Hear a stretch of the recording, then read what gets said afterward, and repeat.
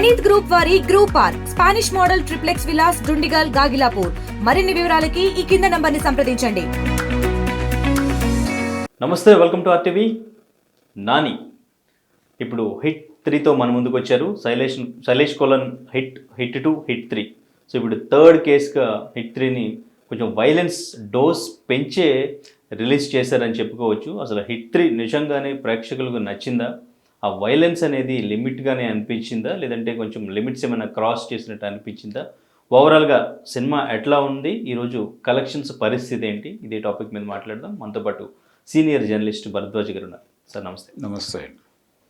Sir, Nani ఇప్పటివరకు family ఆడియన్స్ని మెప్పించేలాగా అటువంటి స్టోరీస్ని ఎంచుకుంటూ ఉన్నారు.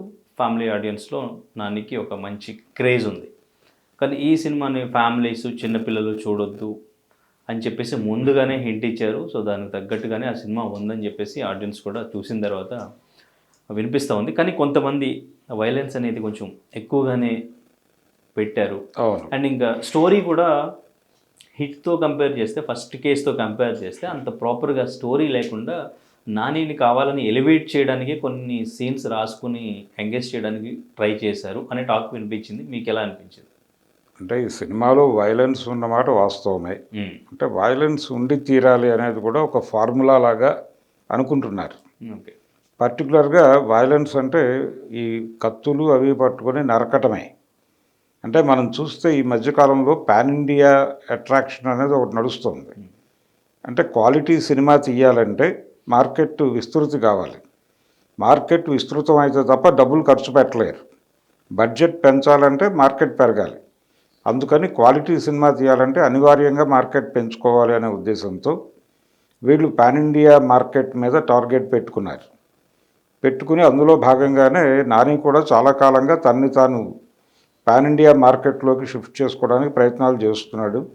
అందులో భాగంగానే దసరా సినిమా చేశాడు కానీ అది ప్రాపర్గా వర్కౌట్ అవ్వలేదు.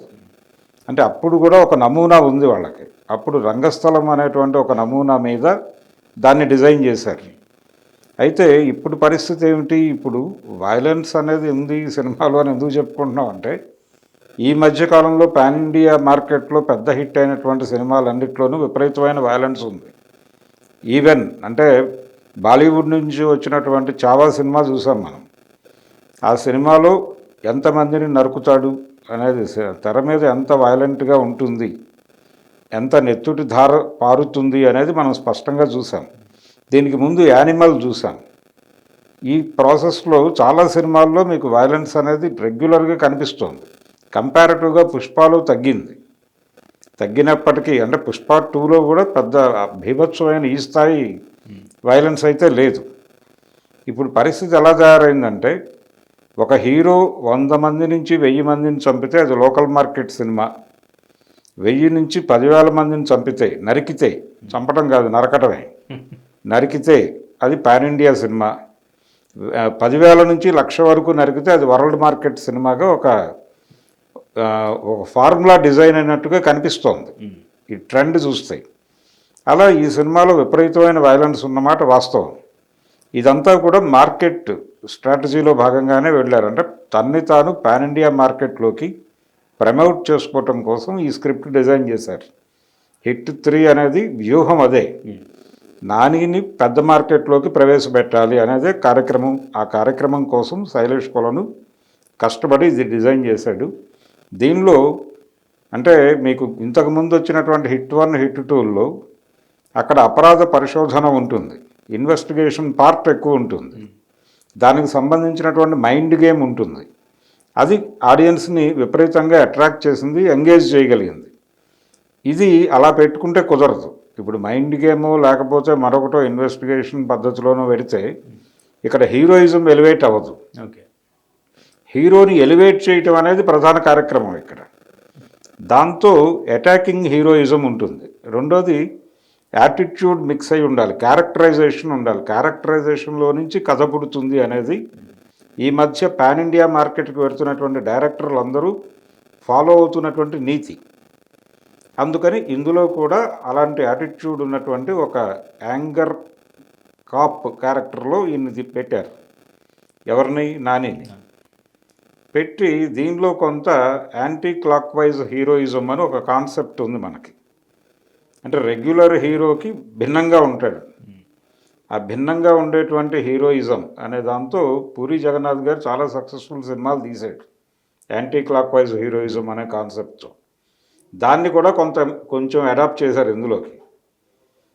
నిజానికి సందీప్ రెడ్డి వంగ కూడా అదే ధోరణి. ఇప్పుడు మనకు అర్జున్ రెడ్డి తర్వాత యానిమల్ ఇవన్నీ వీటన్నిటిలోనూ అదే ధోరణి కనిపిస్తుంది. రేపు రాబోయేటువంటి స్పిరిట్లో కూడా అదే ధోరణి. అంటే కాకి బట్టలు వేసుకున్నటువంటి అర్జున్ రెడ్డి క్యారెక్టర్ చూడబోతామా అనేటువంటి ఒక భయం ఉంది చాలామందికి. అందుకని ఇది కూడా అలాంటి సినిమానే. ఇప్పుడు మనం చూసి వచ్చినటువంటి హిట్ 3 కూడా అదే ధోరణిలో ఉంటుంది. రెండోది ఇది డార్క్ వెబ్ ఆ ఏరియాలో కథను తీసుకెళ్ళడం ద్వారా కొంత ప్రపంచానికి తెలియని విషయాలు చెప్తున్నాను అనేటువంటి పద్ధతిలో డైరెక్టర్ గారు ఆడియన్స్ని అలా నడిపిస్తున్నాను అని అనుకున్నాడు. కానీ ప్రపంచానికి తెలిసేది. అలాగే ప్రపంచం ఇప్పుడు గ్రూపులుగా మారిపోతుంది. అంటే లైక్ మైండెడ్ పీపుల్ని ఒక గ్రూప్గా మార్చటం ద్వారా కొన్ని వ్యాపార ప్రయోజనాలు నెరవేర్చుకోవటం అనేది మార్కెటింగ్ స్ట్రాటజీలో భాగం. ఇది ఏ రకమైనటువంటి మానసిక పరిస్థితుల్లో ఉన్న వాళ్ళనైనా గ్రూప్ చేయటం, ఆ గ్రూప్ చేయటం ద్వారా వ్యాపారం చేయటం, ఇది మంచి పాయింటే. కానీ దాన్ని హీరో ఎలివేషన్ కోసం దీన్ని బలిపెట్టాడు ఆయన. బలిపెట్టి దీని మీద ఎక్కువ కేంద్రీకరణ, ఎక్కువ డిస్కషన్ పెట్టుంటే, అంటే ఇన్వెస్టిగేటివ్ టోన్లో సినిమా నడుచుంటే ఇక్కడ ప్రాధాన్యత పెరిగేది. అది జరగల. అది జరగకుండా హీరో నిర్దాక్షిణ్యంగా నరుక్కుంటూ వెళ్ళిపోతాడు. ఈ నరికిన వాళ్ళలో సఫరర్స్ కూడా ఉంటారు. అంటే నిజానికి వాళ్ళందరినీ ట్రీట్ చేయాల్సినటువంటి అవసరం ఉంది.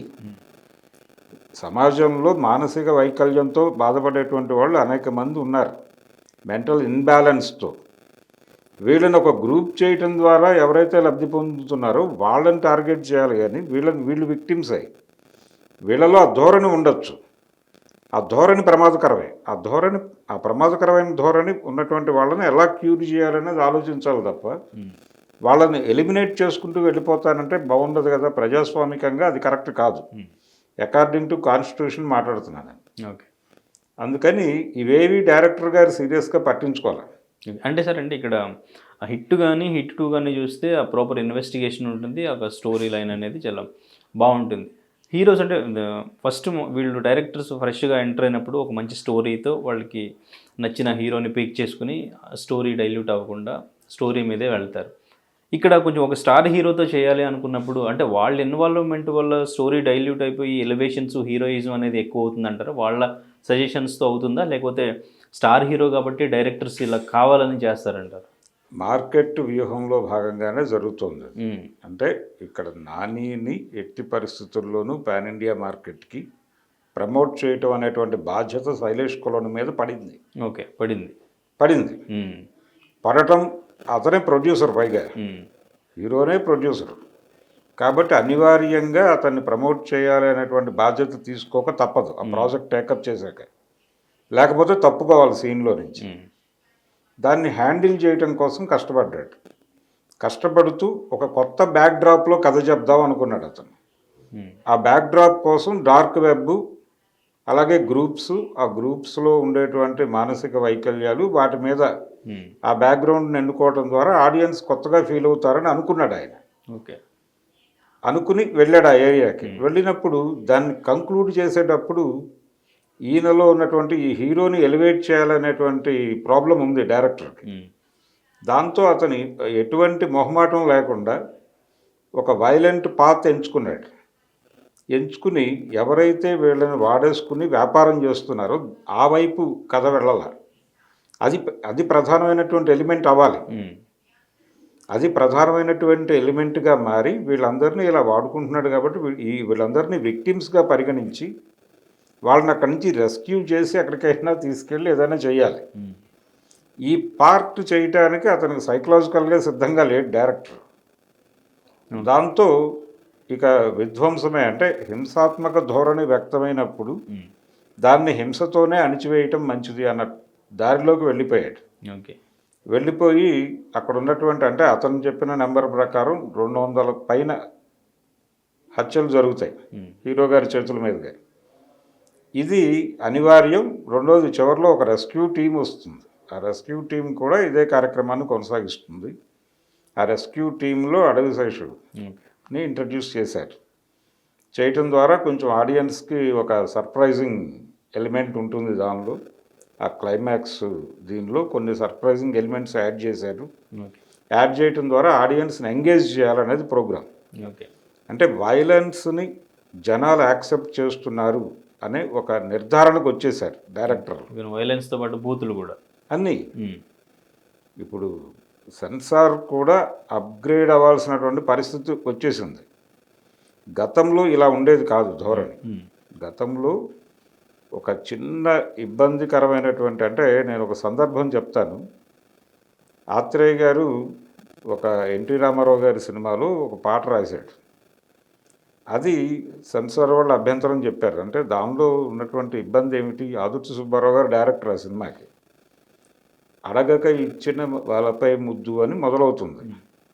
మొదలైన తర్వాత చివరిలో నువ్వు నేను ముద్దుకు ముద్దు అని రాశాడు ఆయన. ఆ ముద్దుకు ముద్దు అనేది తప్పుపట్టారు. తప్పుపడితే అది కట్ చేశారు. కట్ చేసి అక్కడ చివరిలో హమ్ చేస్తారు. ఈ హమ్మింగ్ ఆ పదానికంటే ఈ హమ్మింగే బూతుగా ఉంది అని చెప్పి ఆత్రేయ గారు కామెంట్ చేశాడు అప్పుడు. ఓకే, ఈ హమ్ చేయటం వలన ఆడియన్స్ ఇంకేదో ఊహించుకుంటారు, నేను రాసింది ఉంచేసుకుంటే వాళ్ళు ఊహించుకోవడానికి అవకాశం ఉండేది కాదు కదా అనేది ఆయన ఆర్గ్యుమెంట్. ఇలా చిన్న చిన్న విషయాలకు కూడా సెన్సార్ వాళ్ళు ఇబ్బంది పెట్టినటువంటి సందర్భాలు ఉన్నాయి. అలాగే కలియుగ సీత అని టైటిల్ పెట్టాడు విఎస్ఆర్ స్వామి గారు ఒక సొంత సినిమా తీసి. అందులో ఆయన హీరోయిన్ క్యారెక్టర్ ప్రాస్టిట్యూట్. ఆ అమ్మాయి క్యారెక్టర్కి సీత అని పేరు పెట్టడం తప్పని సెన్సార్ వాళ్ళు గొడవ చేసి కలియుగ స్త్రీ అని మార్చాడు టైటిల్. ఈ లెవెల్లో నడిచేది. ఇప్పుడు సమాజానుగుణంగా మారి ఇందులో 2-3 సందర్భాల్లో కొంచెం తెర మీద, అంటే థియేటర్ అనేది వేరే, అంటే అందరూ కూర్చుని చూసేటువంటి ఒక ఆడిటోరియం. ఇందులో అన్ని ఏజ్ గ్రూపులు ఉంటారు, అన్ని జనరల్స్ ఉంటారు. సామూహికంగా కూర్చుని ఉన్నప్పుడు ఏ ఒక్కరికి ఇబ్బంది కలగనటువంటి భాష ఒకటి నడవాలి. అది కొరవడింది. అంటే ప్రపంచం ఇప్పుడు కంపార్ట్మెంటల్గా చీలిపోయింది. ఎవరి ఫోన్ వారిదే, ఎవరి ప్రపంచం వారిదే, ఎవరి గది వారిదే. అక్కడికి వెళ్ళిపోయి వారి ఫోన్లో వారికి కావాల్సిన కంటెంట్ చూసుకుంటున్నాడు. కాబట్టి ఓటీటీలో అంటే ఎవరికి వాడు వ్యక్తిగతంగా డౌన్లోడ్ చేసుకుని చూసే కంటెంట్కి సంబంధించి సెన్సార్ అక్కర్లేదు. కానీ కామన్ ఆడిటోరియంలో కూర్చున్నప్పుడు అందరూ దీన్ని యాక్సెప్ట్ చేస్తారనేటువంటి లేదు, అందరూ దీన్ని కన్జ్యూమ్ చేస్తారనేటువంటి గ్యారంటీ లేని పరిస్థితుల్లో మీరు ఆ లాంగ్వేజ్ వాడితే ఇబ్బంది కదా. కానీ నడిచింది. ఆ డైలాగులు నడిచినాయి. ఇది కొత్త ఏం కాదు. ఇంతకు ముందు కూడా 2-3 సినిమాల్లో ఈ ధోరణి చూసాం మనం. అంటే చాగంటి గారి వాయిస్ కూడా ఈ మూవీ కోసం వాడడం జరిగింది. వాయిస్ కాదండి, ప్రవచనం ఎందుకు వాడారు అంటే ఆయనకి స్టోరీ చెప్తే ఆయనకి నచ్చి ఆయన ఇప్పటివరకు ఎక్కడ చెప్పనిది ఆ ప్రవచనం అనేది సినిమా కోసం ఆయన చెప్పారని చెప్పారు. అయి ఉండొచ్చు. ఎందుకంటే ఆయనకు థ్యాంక్స్ చెప్తూ కార్డ్ వేశారంటేనే ఆయన అప్రోచ్ అయ్యి ఆయనతో వీరికి ఇది ఇందులో కొత్త ఏం లేదండి. ఇప్పుడు భగవద్గీతలో కృష్ణుడు ఏం చెప్పాడు, సంభవామి యుగే యుగే అనే చెప్పడం వెనకాల ఎక్కడ అధర్మం పెరుగుతుందో, ఎప్పుడు ధర్మానికి గ్లాని జరుగుతుందో అప్పుడు నన్ను నేను సృజించుకొని పుడతాను అని చెప్పాడు ఆయన. అందుకని ఇక్కడ ప్రపంచం సఫర్ అవుతోంది. ఈ సఫరింగ్ నుంచి ప్రపంచాన్ని కాపాడటానికి ఎవరో ఒకళ్ళు ఆవిర్భవించాలి. ఆ ఆవిర్భవించిన వాడు ఎవరైతే బాధపడుతున్నాడో వాళ్ళ పట్ల ఎలా వ్యవహరిస్తాడు, ఎంత కన్సర్న్తో వ్యవహరిస్తాడు. అంటే సిరికింజప్పడు అని పద్యం ఉంది భాగవతంలో. అంటే గజేంద్ర మోక్షం చేయటానికి విష్ణుమూర్తి వెళ్ళేటప్పుడు అది ఆ ఆర్తారావం తనకి తాకగానే ఏమీ ఉండదు, ఆయన కనీసం ఆయుధం తీసుకెళ్ళాలి అనేటువంటి విషయం కూడా మర్చిపోయి వెళ్ళిపోతాడు ముందు కాపాడాలి అని. దాన్ని పోతన గారు చాలా అద్భుతంగా వర్ణిస్తాడు. దాన్ని ఈయన ప్రవచనంగా చెప్పాడు చాగంటి కోటేశ్వరరావు గారు. చెబుతూ ఆ భక్తుల్ని కాపాడటం అనేటువంటి ఇంటెన్షన్లో ఆయన ఎంత నిమగ్నమై ఉంటాడు అనేది హీరోకి అన్వయింపజేస్తూ చెప్పాడు. అంటే ఇది ఒక ట్రెడిషనల్గా మన హీరోలందరూ అంతే, దుష్ట శిక్షణ చేయటమే హీరో గారి కార్యక్రమం, ఏ సినిమా అయినా కానీ, ఎనీ కమర్షియల్ సినిమా. కాబట్టి మన హీరోలందరూ విష్ణుమూర్తి అవతారాలే, అదే పద్ధతి, అంతకుమించి కొత్తదనం ఏం లేదు దీనిలో. అందుకని ఇది ఒక డిఫరెంట్ బ్యాక్డ్రాప్లో ప్యాక్ చేసినటువంటి ఒక రొటీన్ వైలెంట్ మూవీ. వైలెన్స్ ఎందుకు పెట్టారు అంటే మార్కెట్ విస్తరణ కోసం పెట్టారు. ఓకే. సో అంటే ఇప్పుడు పాన్ ఇండియా మార్కెట్ అనేది ఇప్పుడు నానికి వర్కౌట్ అయినట్టే అంటారా ఈ సినిమాతో? ఎందుకంటే కలెక్షన్స్ కూడా 43 crores అంటున్నారు. 43 crores నిన్న డే 1 కలెక్షన్స్ అని చెప్తున్నారు, వాళ్ళు ప్రకటించినటువంటి ఫిగర్ అది. అయితే ఈరోజు కూడా కొంత రష్ కనిపిస్తోంది. అంటే అర్బన్ ఆడియన్స్ అయితే కనెక్ట్ అయ్యారు సినిమాకి. అయితే అర్బన్ ఆడియన్, రూరల్ ఆడియన్ అని విడివిడిగా ఉన్నారా ఇప్పుడు అంటే లేరు అనే చెప్పుకోవాలి. అయినప్పటికీ అంటే ఇంటర్నెట్ వచ్చిన తర్వాత అందరి బ్రెయిన్స్ ఒకేలా ఆపరేట్ అవుతున్నాయి. గతంలో లాగా డివిజన్స్ లేవు, ప్రతి ఒక్కరూ ఆండ్రాయిడ్ ఫోను లేకపోతే మరొక ఫోను జేబులో పెట్టుకుంటున్నారు. అందులోకి ఇంటర్నెట్ ప్రవేశించింది కాబట్టి ప్రపంచం అంతా ఒకటే కన్జ్యూమ్ చేస్తోంది, ఒకటే మాట్లాడుతోంది, ఒకటే ఆలోచిస్తోంది. అందుకని రూరల్ ఆడియన్, అర్బన్ ఆడియన్ అనే డివిజన్ లేదు. అయినప్పటికీ రూరల్ ఏరియాలో అంత ప్రభావంగా లేదు ఇది. ఓకే. అర్బన్ ఏరియాల్లో, నగరాల్లో బాగానే ఉంది, జనం వెడుతున్నారు, వసూళ్ళు పర్వాలేదు. అంటే ఇది నిలకడగా 100 కోట్లు క్రాస్ చేసేస్తే ఇది బయటకు వచ్చేసినట్టే. ఓకే. అంతకుమించి వాళ్ళకి భారీ టార్గెట్లు ఏం లేవు. అంటే పాన్ ఇండియాగా నానికి వర్కౌట్ అయినట్టు అంటారా? అంతే. హిందీ మార్కెట్లో వర్కౌట్, హిందీ మార్కెట్ కోసమే వీళ్ళు వైలెన్స్ డోస్ పెంచారు. ఓకే. హిందీ మార్కెట్కి వైలెంట్ కంటెంట్ కావాలి అనేది సాహో అప్పటి నుంచి ఒక నిర్ధారణకు వచ్చాము. సాహో సినిమా తెలుగు మార్కెట్ కన్నా కూడా హిందీ మార్కెట్లోనే ఎక్కువ కలెక్ట్ చేసింది. అందుకని ఒక దీనికి ఫిక్స్ అయ్యాం మనం. అంటే క్రైమ్ అండ్ వైలెన్స్ ఈ రెండూ మిక్స్ అయి ఉంటే హిందీ మార్కెట్ని పట్టుకోవడం తేలిక అనేది ఒక ఫార్ములాగా మన బుర్రల్లో పడిపోయింది. అందుకని ఈ వైలెన్స్, ఈ గొడవ అంతా దానికోసం చేసిందే. ఓకే. అంటే బయట జరిగే క్రైమ్ రేట్కి సినిమాలకి సంబంధం లేదు అని చెప్పేసి నాని కూడా కామెంట్ చేయడం జరిగింది. ఈ మూవీస్ ద్వారా ఎటువంటి మెసేజ్ ఇద్దాం అనుకుంటున్నారు? నిజంగానే ఇవి జనాల్లో ఇంపాక్ట్ ఉంటుందంటారా లేదంటారా ఆ సినిమాలు? ఏమీ ఉండదండి ఈ వైలెన్స్ అనేది, ఏమీ ఉండదు. జనాలు అంటే సమాజంలో ఇంతకు మించిన వైలెన్సే నడుస్తోంది, ఇంతకు మించిన వైలెన్సే నడుస్తోంది. బయట జరిగేదే సినిమాల్లో తీసుకుంటున్నారంట, లేదంటే సినిమాల్లో చూసి బయట జరుగుతుందంటారా? ఇప్పుడు ఈ సినిమాలో వీళ్ళు కథ డిజైన్ చేసుకోవడానికి ప్రాథమికంగా బయట జరిగినటువంటి కొన్ని ఇన్సిడెంట్లనే ఆధారం చేసుకున్నారు. శైలేష్ కోలను ఈ స్క్రిప్ట్ డిజైన్ చేసింది 2-3 రియల్ ఇన్సిడెంట్స్ నుంచి ఇన్స్పైర్ అయ్యాయి. పర్టికులర్గా ఈ డార్క్ నెట్ ఏరియాలో, అలాగే ఈ గ్రూపింగ్ సిస్టంలో జరుగుతున్నటువంటి ఇబ్బందికర పరిస్థితులు అనే దాన్ని తీసుకున్నాడు ఆయన. నా గొడవ ఏంటంటే ఇక్కడ వాళ్ళందరూ కూడా మానసిక వైకల్యంతో బాధపడుతున్న వారిగానే చూడాలి. కాన్స్టిట్యూషన్ ప్రకారం వాళ్ళు దుర్మార్గంగా బిహేవ్ చేయొచ్చుగాక, వాళ్ళలో ఆ ధోరణి ఉంది. ఆ ధోరణి నుంచి వాళ్ళని ఎలా వెనక్కి తీసుకురావాలి అనేది కదా నువ్వు ఆలోచించాల్సింది. డెమోక్రటిక్ ఏరియాలో పనిచేస్తున్నటువంటి ఒక పోలీస్ ఆఫీసర్గా నువ్వు ఆలోచించాల్సింది అది. అది కాకుండా నిర్మూలన అనే కార్యక్రమం తీసుకుంటే దానివల్ల ప్రయోజనం ఏమిటి సమాజానికి? అది ప్రాబ్లం. ఓకే. అయితే విశ్వక్సేన్ కూడా ఒక చిన్న క్యామియో చేయాల్సి ఉంది, కానీ విశ్వక్సేన్ ఒప్పుకోలేదు అనే వార్త కూడా వినిపించింది. అది ఎంతవరకు నిజం? ఒప్పుకోలేదంటే ఆయనే చెప్పాడు కదా, సారీ చెప్పాడు కదా నానికి. అంటే నేనున్నటువంటి వేరే షెడ్యూల్లో ఉన్నాను నేను, అందుకని టైం కేటాయించలేకపోయానని చెప్పాడు ఆయన. డెఫినెట్గా ఆ షార్ట్లో విశ్వక్సేన్ ఉండాలి కంపల్సరీ అనేది. అంటే వీళ్ళు ఈ 1, 2, 3 ఒక ఈ ఫ్రాంచైజీకి సంబంధించినటువంటి దాన్ని గురించినటువంటి ఒక ఎస్టాబ్లిష్మెంట్ షాట్గా దాన్ని వాడదాం అనుకున్నారు. అనుకుని అక్కడ అతను మిస్ అయ్యాడు. మిస్ అవడంతో అడవి సైష్ ఉన్నాడు, తను చాలు, తను నడిచిపోయింది. చివరిలో ఇంకొక సర్ప్రైజింగ్ ఎలిమెంట్ కూడా ఉంది ఈ సినిమాలో. అది మనం రివీల్ చేయొద్దు, ప్రపంచం మాట్లాడేసింది కానీ మనం మాట్లాడుకోవద్దు. మనం మాట్లాడుకోకుండా ఉండడమే మంచిది. నాని ఈ సినిమా కోసం విపరీతంగా కష్టపడ్డాడు. శైలేష్ కోలను నానిని పాన్ ఇండియా మార్కెట్లోకి ప్రమోట్ చేయడానికి చాలా కసరత్తు చేశాడు. దాన్ని గుర్తించాలి. ఓకే. 100 crores-కి చేరుకుంటుందంటారా? డెఫినెట్గా దానికి అది ఉంది. అంటే పోటీ లేదు, ప్రాపర్గా పోటీ సినిమా ఉంది కానీ అది అంత పోటీ ఇచ్చేటువంటి పరిస్థితుల్లో లేదు ఆ కంటెంట్. ఓకే. అందుకని దీనికి కొంచెం బ్రైట్ ఫ్యూచర్ అయితే కనిపిస్తుంది. ఓకే. మరిన్ని వీడియోస్ కోసం ఛానల్ ని సబ్స్క్రైబ్ చేయండి. లేటెస్ట్ అప్డేట్స్ కోసం వాట్సాప్ ఛానల్ ని ఫాలో అవ్వండి. ఆ లింక్ డిస్క్రిప్షన్ లో ఉంది.